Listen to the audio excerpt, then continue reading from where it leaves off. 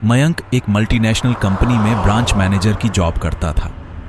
एक दिन मयंक को ऑफिस से घर जाने के लिए देर हो गई थी। सर्दी का मौसम था और रात जल्दी हो गई थी। ठंड भी बहुत थी। रास्ते में चलते चलते मयंक को अचानक एक आवाज सुनाई दी, ए भाई रुको।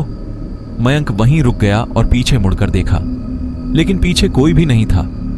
फिर से वही आवाज आई, सामने देखो। जैसे ही मयंक ने सामने देखा तो उसे जमीन पर कुछ चमकता हुआ नजर आया। मयंक दौड़कर उस चीज के पास गया और देखा तो ये कोई साधारण चीज नहीं थी, बल्कि एक चमकता हुआ हीरा था। उसने हीरा उठाया। उसकी चमक देखकर मयंक की खुशी का ठिकाना नहीं रहा।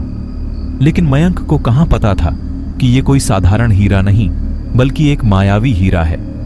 अचानक उस हीरे में से आवाज आई, अगर तुम्हें और हीरे चाहिए तो इस जमीन को खोदो। इस जमीन के नीचे बहुत सारे हीरे हैं। मयंक खुश हो गया। उसने उस हीरे को अपनी जेब में डाला और जमीन खोदना शुरू किया। करीबन 2 फीट खोदने के बाद अचानक मयंक डर के मारे चिल्ला उठा। इससे उसका संतुलन बिगड़ गया और वह जमीन पर गिर पड़ा, क्योंकि उस गड्ढे में से हीरे मोती नहीं, बल्कि किसी इंसान का कटा हुआ सिर मिला। अचानक वह सिर हवा में उड़ने लगा और बोला, डरो मत, मैं तुम्हें कोई नुकसान नहीं पहुंचाऊंगा। मैं तुम्हें बहुत सारे हीरे जवाहरात दूंगा। बस मेरी बात ध्यान से सुनो। मैं जहां जाता हूं वहां मेरे पीछे आओ। फिर वह सिर हवा में उड़ा और जंगल की ओर बढ़ने लगा। करीबन 1 किलोमीटर चलने के बाद वह सिर रुक गया। मयंक भी रुक गया। फिर उस सिर ने मयंक से कहा, इस जमीन के भीतर बहुत सारे हीरे मोती जवाहरात छुपे हुए हैं। इस जमीन पर खोदना शुरू करो।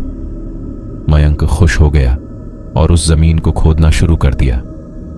खोदते खोदते उस जमीन के नीचे हीरे मोती तो नहीं मिले, बल्कि उस सिर का कटा हुआ धड़ मिला। उस सिर ने कहा, अब तुम्हें एक आखिरी काम करना है, उसके बाद मैं तुम्हें मालामाल कर दूंगा। तुम्हें कहीं से भी एक लोटा खून लाना होगा। मयंक ने कहा, 1 लोटा खून? पर मैं 1 लोटा खून कहां से लाऊंगा? उस सिर ने कहा, चलो मेरे साथ। वो डरावना चेहरा मयंक को साथ लेकर थोड़ी दूरी पर गया। वहां उसने एक इंसान को जाते हुए देखा। वो सिर बोला, उस इंसान को मारकर उसका खून ले आओ। मयंक डर गया और बोला, नहीं नहीं, ये मुझसे नहीं होगा। मैं ये नहीं कर सकता। अगर तुमने ये काम नहीं किया तो मैं तुम्हें बहुत बड़ी मुसीबत में डाल दूंगा। फिर तुम्हारी पूरी जिंदगी नर्क बन जाएगी। मयंक ने हाथ जोड़कर कहा, मुझे माफ कर दो। अगर मैंने उसे मारा तो मुझे पुलिस गिरफ्तार कर लेगी और मुझे जेल जाना पड़ेगा।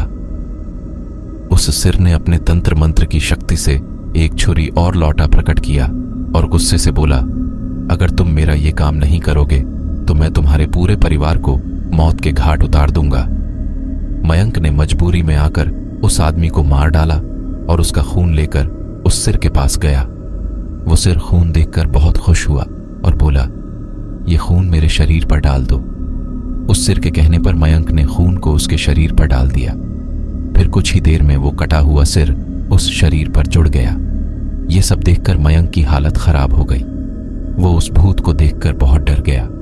जैसे ही वो भूत जिंदा हुआ, जोर जोर से हंसने लगा और डरावनी आवाज में बोला, तुमने बहुत बड़ी गलती कर दी कि तुमने मुझे फिर से जिंदा कर दिया।